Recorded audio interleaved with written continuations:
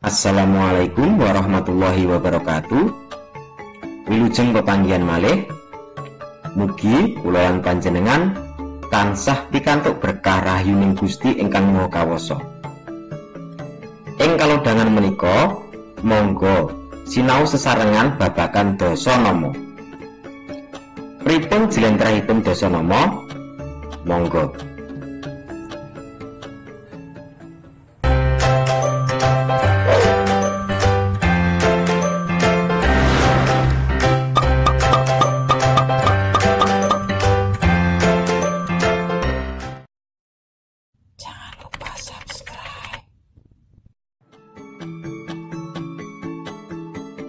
Dasanama kadadéan saka rong tembung. Inggih menika dasa saka tembung sedasa tegese 10 lan nama tegese jeneng utawa aran utawa jejuluk. Dasanama yaiku tembung-tembung kang duweni teges padha. Uga bisa diarani padan tembung utawa aran liya.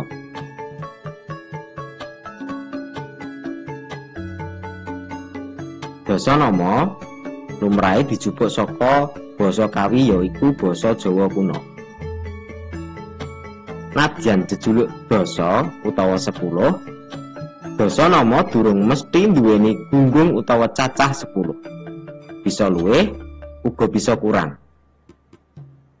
Amarga tembung dasa amung dadi pralambang saking akeh.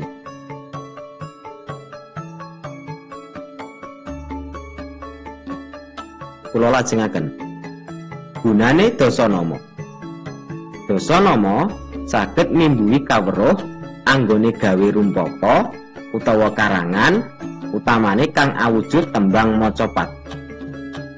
Amarga tembang macapat iku ana paugeran. Guru gatra, guru lagu, lan guru wilangan.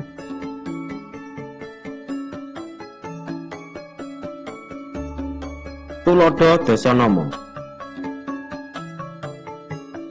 Dasanama anak yaiku Atmaja, Putra, Siwi, Sunu, Suta, Yoga. Dasanama angin Anila, Bayu, Bajra, Maruta, Samirana. Dasanama bumi Buwana, Bawana, Jagat. Dasanama gunung Aldaka, Ardi, Arba, Giri, Wukir.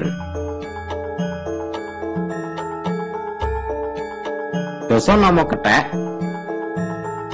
Bedes, Juris, Kapi, Munyuk, Wanara. Dasanama rembulan Badra, Basanta, Candra, Kirana, Sasi, Sasangka, Ratih. Dasanama srengenge Aruna, Bagaskara, Bagaspati, Radite, Raditya, Surya. Ingkang pungkasan dasanama Raden Arjuna,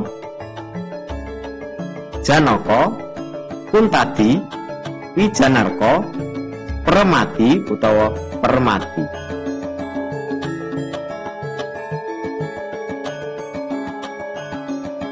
Matur nuwun kawigadosanipun, mugi saged migunani tumrap kita sedaya.